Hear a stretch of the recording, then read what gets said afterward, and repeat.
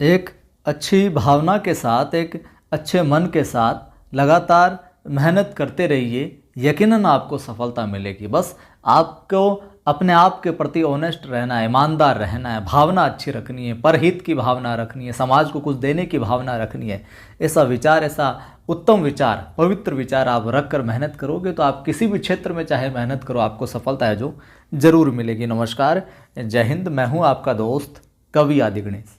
हिंदी साहित्य इतिहास प्रश्नोत्तरी टेस्ट वीडियो संख्या 8787। इससे पूर्व के आपने 86 नहीं देखे तो प्लेलिस्ट में जाकर देख सकते हो। टेलीग्राम चैनल ज्वाइन कर लो, कवि आदि गणेश हिंदी नाम से टेलीग्राम चैनल। इस पर 9100 से अधिक साथी जुड़ चुके हैं। यहाँ पर भी मैं सवाल सूचना डालता रहता हूँ। और उन तमाम साथियों के लिए सूचना है, जो पहले जो बुक हमने प्रिंट करवाई थी वो सारी है जो बिक चुकी है और बहुत अच्छा कंटेंट है उसमें, वन लाइनर, बहुत ज़बरदस्त रिवीजन का। अब बुक है जो कई साथियों की डिमांड आ रही थी 5-7 रोज से कि किताब कब आएगी, किताब कब आएगी, तो वापस प्रिंट करवा दी गई है अगले बुधवार से, यानी कि 3-4 रोज बाद में, 3-4 दिन बाद में, अगले बुधवार से आपको किताब है जो मिलना प्रारंभ हो जाएगी। और जयपुर के अंदर और 1-2 जगह और मैं बुक हाउस का आपको नाम बता दूंगा, वहाँ से आप किताब है जो प्राप्त कर सकते हैं। ठीक है, 3-4 दिन प्रतीक्षा और कर लीजिए। और आपके ये जो आगामी महीने में परीक्षा है उसमें भी उपयोगी रहेगी। और जो संस्कृत विभाग वाला, संस्कृत डिपार्टमेंट वाला, जिन जिन साथियों ने भर रखा है 2nd ग्रेड के लिए, उसमें भी सेम ही पाठ्यक्रम रहता है, समान है, तो बहुत अच्छा आपका रिवीजन हो जाएगा। तो 3-4 दिन प्रतीक्षा और कर लीजिए, अब किताब है जो तैयार होकर आ जाएगी आपके समक्ष। पहला सवाल है आज की कक्षा में, और मेरा ये प्रयास आप सभी की प्यार प्रेम की वजह से ही है जो उत्साह बढ़ता है कि आप इतना ज़्यादा पसंद करें, इतने ज़्यादा है जो प्रोत्साहित करें। तो वीडियो को लाइक भी किया करें, आप साझा करें, मित्रों को शेयर करें ताकि वो भी जुड़कर लाभ ले सके। और पहली बार देखने वाले सब्सक्राइब कर लेना चैनल को। पहला सवाल है आपके समक्ष, और ये जो मैं सवाल करवा रहा हूँ यकीनन परीक्षा में आपको देखने को मिले भी होंगे। ग्रेड फर्स्ट में बहुत सारे सवाल में आए थे और आगामी परीक्षाओं में आपको ग्रेड सेकंड में बिल्कुल मिलेंगे। और ये बहुत महत्वपूर्ण है, कुछ नए कुछ पुराने सवाल। प्रसाद की काव्य कृतियों का सही अनुक्रम है, ये सवाल बहुत बार पूछा गया है।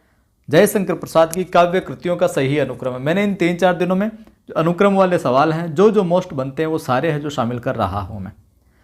तो बताइए, वीडियो रोककर आप देख लीजिए। लहर, आंसू, उर्वशी, झरना, आंसू, झरना, उर्वशी, लहर, उर्वशी, झरना, आंसू, लहर, या फिर झरना, उर्वशी, आंसू, लहर, किस में सही अनुक्रम है?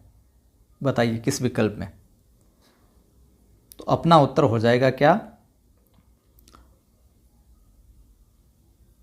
आंसू,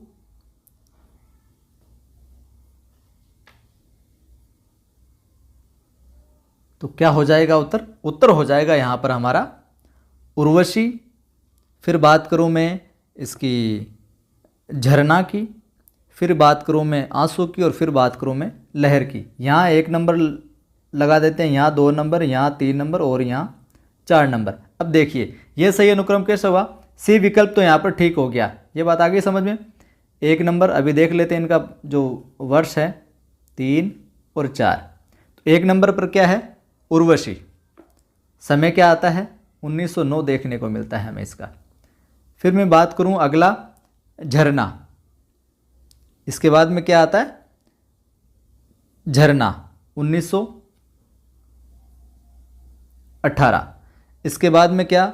आंसू 1925, 1909, 1918, 1925। और फिर चौथा कौन सी रचना है? लहर, लहर का 1933।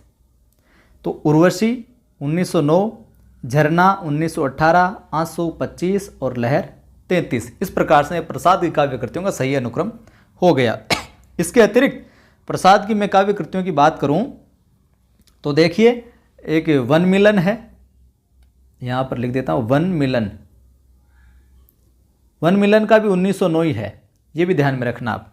ठीक है, इसके अतिरिक्त प्रेम राज्य है, इसका भी ये 1909 ही देखने को मिलता है हमें। इसके अतिरिक्त मैं बात करूं 1918 में, तो 1918 में हमने बात कर ली थी झरना की, और 1918 में चित्राधार है, एक चित्राधार धार, इसका भी 1918। ये मैं इनकी और अतिरिक्त कृतियाँ हैं जो आपको बता रहा हूँ। कामायनी का पता ही है आपको 1935 और लहर यहाँ पर 1933। इसके अतिरिक्त जो कानन कुसुम है इनकी एक रचना, ये भी कई बार पूछी जाती है। कानन कुसुम का हालांकि मैंने पहले सवाल बना दिया, उनमें बता दिया। कानन कुसुम का जो समय देखने को मिलता है वो हमें 1913 मिलता है, 1913 ये इनका सही अनुक्रम है। अगला सवाल भी इसी प्रकार का है। यह प्रसाद का था तो यह पंत का है। पंत की काव्य रचनाओं का सही क्रम है। वीडियो रोककर विकल्प अच्छे से पढ़कर जवाब दीजिए। गुंजन पल्लव ग्राम्य युगांत, या पल्लव गुंजन युगांत ग्राम्य, युगांत गुंजन ग्राम्य पल्लव, या पल्लव गुंजन ग्राम्य युगांत, बताइए। तो यहां पर सही उत्तर हो जाएगा साथियों अपना पल्लव गुंजन युगांत ग्राम्य, यानी कि बी विकल्प ठीक हो जाएगा। तो यहाँ पर 1 नंबर लिख देते हैं, यहाँ पर 2, यहाँ पर 3, यहाँ पर 4। अब यहाँ पर मैं इनका प्रकाशन वर्ष बता देता हूँ।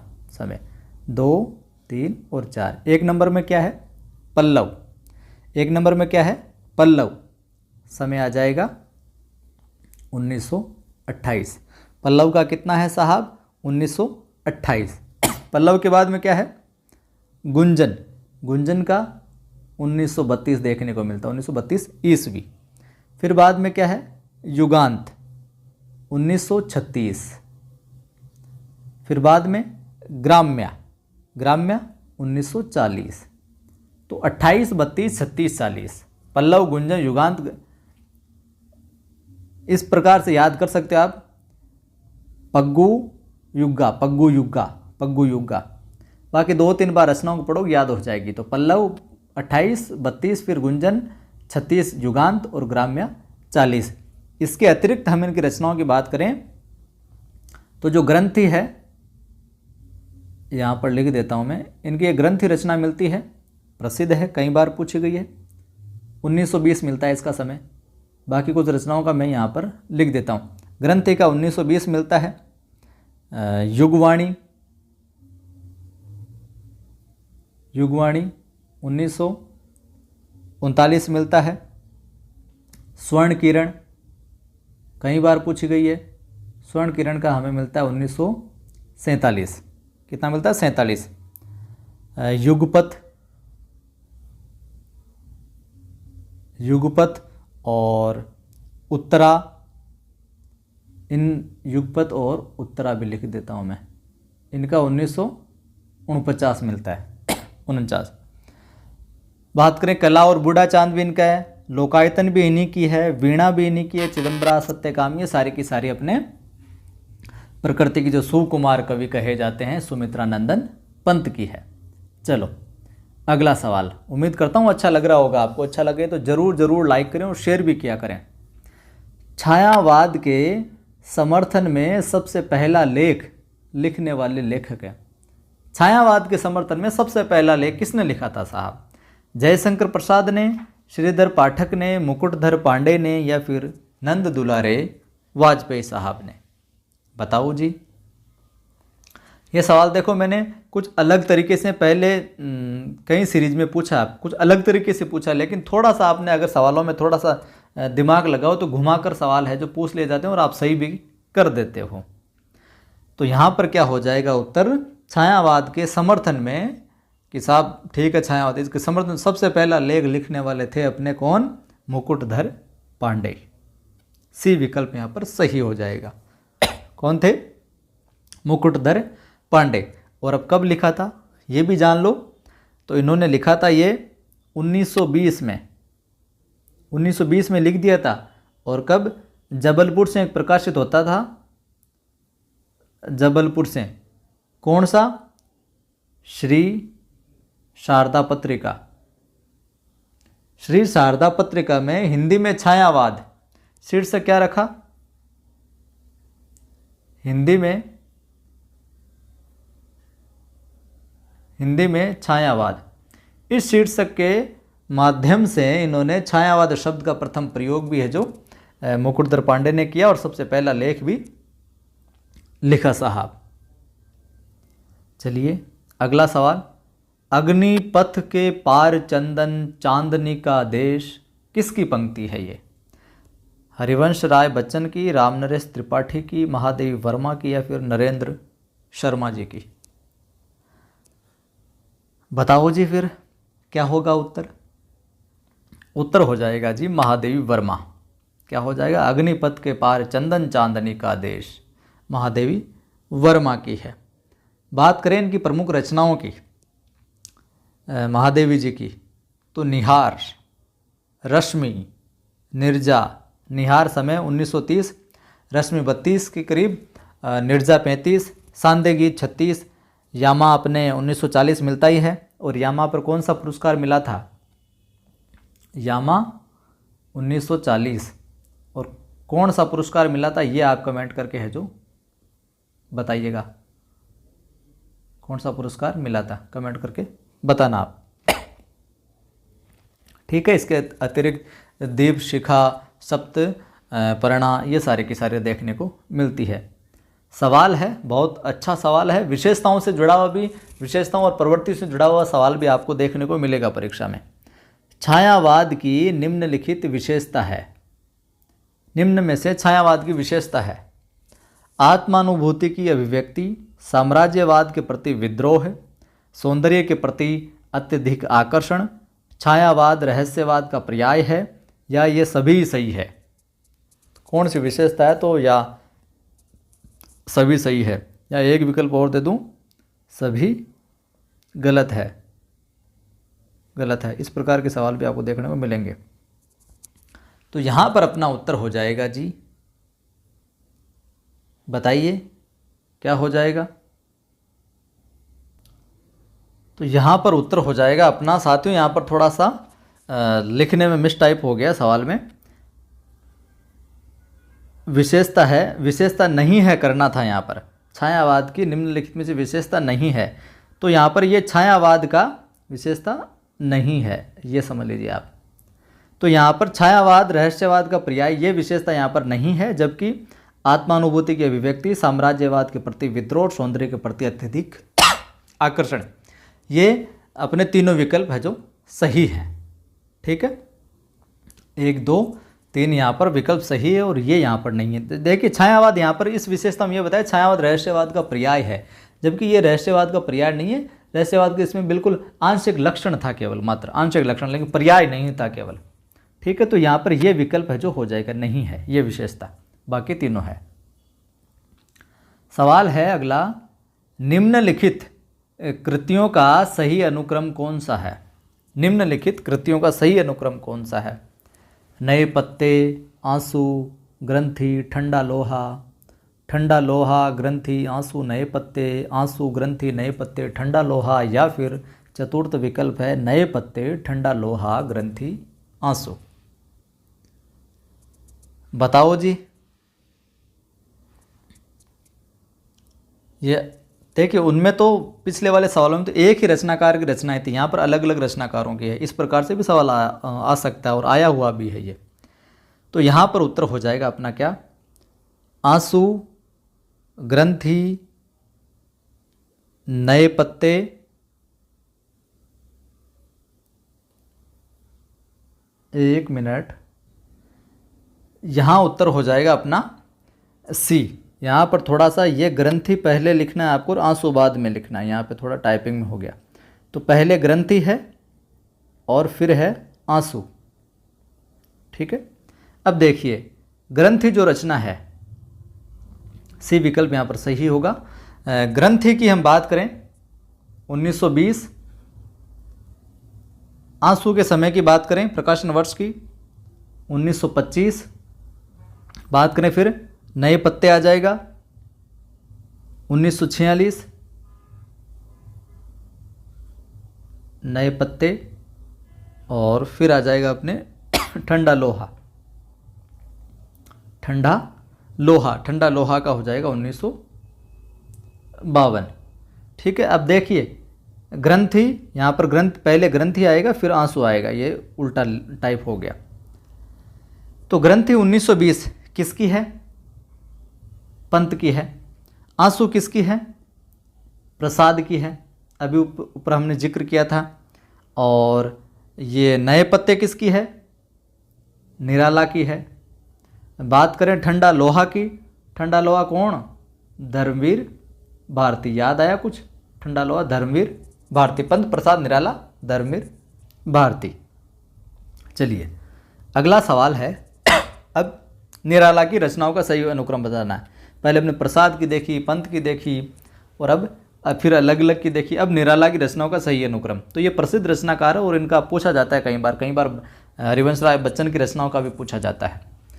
निराला की रचनाओं का सही अनुक्रम है अनामिका, परिमल, गीतिका, कुकुरमुत्ता, कुकुरमुत्ता, गीतिका, परिमल, अनामिका, परिमल, गीतिका, कुकुरमुत्ता, अनामिका, या गीतिका, कुकुरमुत्ता, अनामिका, परिमल। वीडियो रोककर आप अच्छे से विकल्प देख सकते हैं।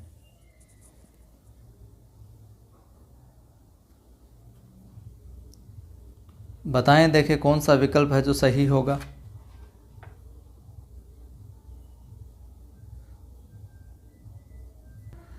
तो उत्तर हो जाएगा साथियों यहाँ पर ए। अब ए में क्या है? अनामिका। सबसे पहला कौन है? अनामिका। अनामिका के मैं समय की बात करूं, यहाँ ऊपर ही लिख देता हूं। चलो मैं अनामिका के समय की बात करूं अगर मैं आपसे, तो अनामिका का मैं यहाँ पर समय लिखूं तो वो हो जाएगा 1923। क्रम अनुक्रम में देखना है इनका हमें, तो अनामिका 1923 हो जाएगा। परिमल की बात करें साहब तो परिमल हो जाएगा 1930। गीतिका की हम बात करें साहब तो 1936। और कुकुरमुत्ता की हम बात करें तो 1942। तो 23, 30, 36, 42। अनामिका, परिमल, गीतिका, कुकुरमुत्ता। बात करें तुलसीदास, इनकी एक रचना मिलती है निराला की ही। तुलसीदास बहुत प्रसिद्ध है, 1938 हमें मिलता है देखने को हमें।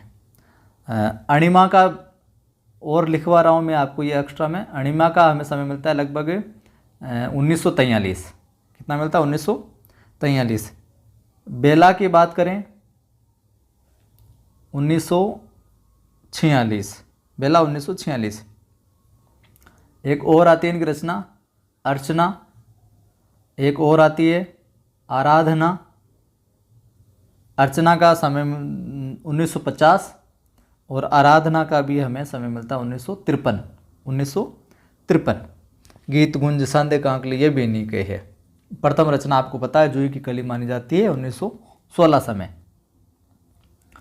सवाल है अगला अपना, निम्नलिखित काव्य कृतियों का सही अनुक्रम क्या है? ये आज के सारे सवाल गौर करके याद कर लेना। निम्नलिखित काव्य कृतियों का सही अनुक्रम क्या है? बता दो। अब एक दो का तो इनमें मैंने बता ही दिया आपको कौन सा होगा।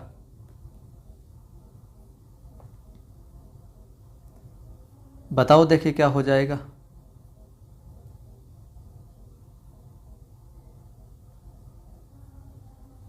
तो यहाँ उत्तर में बता देता हूँ आपको सीधा सीधा ही। भारत भारती, पल्लव, अनामिका और दीप शिखा अलग अलग रचनाकारों की रचनाएं हैं। अब भारत भारती यहाँ लिख देता हूँ मैं, यानी कि डी विकल्प होगा। भारत भारती 1912 किसकी है? मैथिली शरण गुप्त की है। मैथिली शरण गुप्त जी की है। पल्लव के समय की बात करूं 1928 किसकी है? पल्लव पंत की है पल्लव। अनामिका अभी अभी हमने बात की थी। अनामिका का अभी अभी मैंने बताया था कितना? 1923। और ये किसकी है? निराला की है। इसमें एक बात और ध्यान में रखना, ये और ऐड कर लेना, इसका जो पहला प्रकाशन हुआ था वो 1923 में हुआ था पहले बार, और जो संशोधित था वो 1938 मिलता है हमें। ठीक है, पहला प्रकाशन 1923 में, फिर संशोधित होकर 1938 में हुआ था अनामिका का। ठीक है, और निराला की है ये। बाद में दीप शिखा की मैं बात करूं 1942, और किसकी है? महादेवी वर्मा। ठीक बात। तो कितनी हो गई? 12, 28, 23 और 42। 12, 28, 23 और 42, और 38 वाला इसका सेकंड है जो संशोधित प्रकाशन था। तो ये थे आज की वीडियो में कुछ महत्वपूर्ण सवाल। वीडियो को लाइक किया करें आप जब भी देखें, सभी दोस्तों तक साझा किया करें, शेयर किया करें। पहली बार देखने वाले सब्सक्राइब कर बेल आइकन क्लिक कर लें। टेलीग्राम चैनल का लिंक डिस्क्रिप्शन में, कवि आदि गणेश हिंदी नाम से, जिस पर 9100 से अधिक साथी जुड़े हुए हैं। ज्वाइन कीजिए आप, और अपनी किताब 4-5 दिन के अंदर आ जाएगी। और अलग अलग बुक स्टोर बता दूंगा मैं, वहाँ से भी ले सकते हैं आप, और जयपुर का बता दूंगा तो वहाँ से भी आप मंगवा सकते हैं, जल्दी मिल जाएगी आपको। तब तक 3-4 दिन की प्रतीक्षा और कर लीजिए, फिर आप दबाकर रिवीजन कीजिएगा। जय हिंद, फिर मिलता हूँ।